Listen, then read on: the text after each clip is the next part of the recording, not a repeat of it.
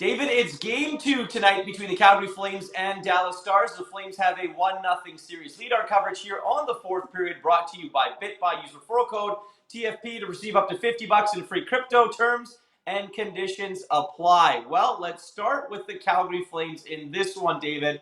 They won 1-0, and if you're Daryl Sutter, you probably don't want to change anything, even though for fans and people watching, it might not have been the most exciting game to watch. No, it certainly wasn't from that perspective. But, I mean, Calgary will play that all day long if they're going to keep piling up the W's. And they're going to go with what works. They've tossed the body around, out hitting the Dallas Stars almost by twice as much. They penetrated the zone. They created opportunities, but they didn't overdo it. They really started to play that physical game and tried to set the tone for the rest of the series, almost to intimidate the Dallas Stars to a certain extent. And from a reciprocal perspective, Dallas was going, okay, bring it. We understand what your game plan is now, so we're going to play that game. We like to play that game, so we will move forward in that direction. But from Calgary's side of things, keep doing what you're doing. If you can get a little bit more offense, and I think they will in this game, I think we'll see more than one goal scored, but it doesn't mean you have to deviate from your plan. And Daryl Sutter is a guy that knows exactly what his plan is. This is the route we're going. And, hey, if we get a few more goals, that's a bonus. Well, if you're the Dallas Stars, I think you need to follow the theme of the day. All right, Cinco de Mayo, get some shots, put them on net. Just 16 in the first game. You're not going to beat Jacob Markstrom like that. So for the Dallas Stars, it's that and secondary scoring.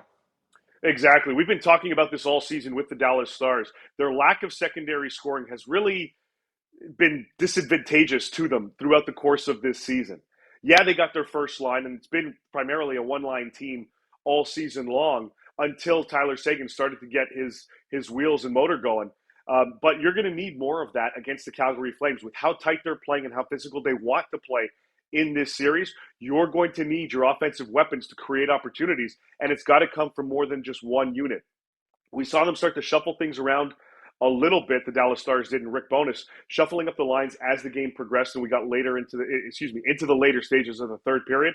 You can't wait that long. If you're the Dallas Stars, you need to get your offense going, get those shots on net, and then celebrate afterwards with a nice little sombrero, if you can, going back to Dallas to tie this series up 1-1.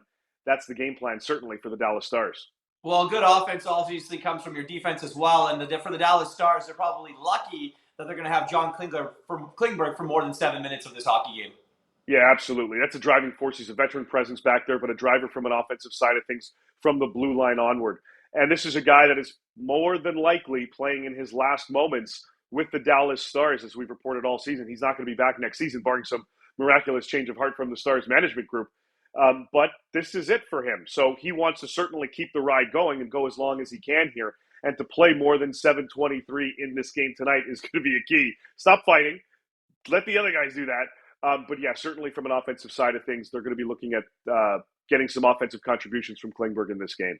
Okay, final one for me. You mentioned the stop fighting, but do you expect, I know there's been a little bit of a war of words the last couple of days. I know Daryl Sutter doesn't care. It's the playoffs.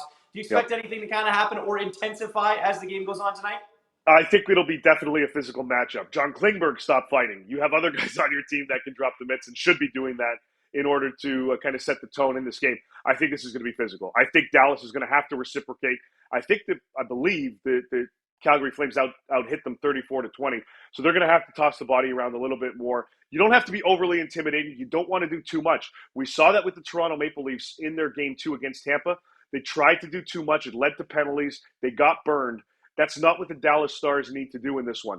Just be responsible, but don't be afraid to toss the body and create a little bit of havoc against the Calgary Flames. Show them you're here, but don't show them too much. And if you want to show them anything, show them some goals on the scoreboard. David, thank you very much for this. Game 2 between the Stars and Flames from the Saddle Dome a little bit later on tonight.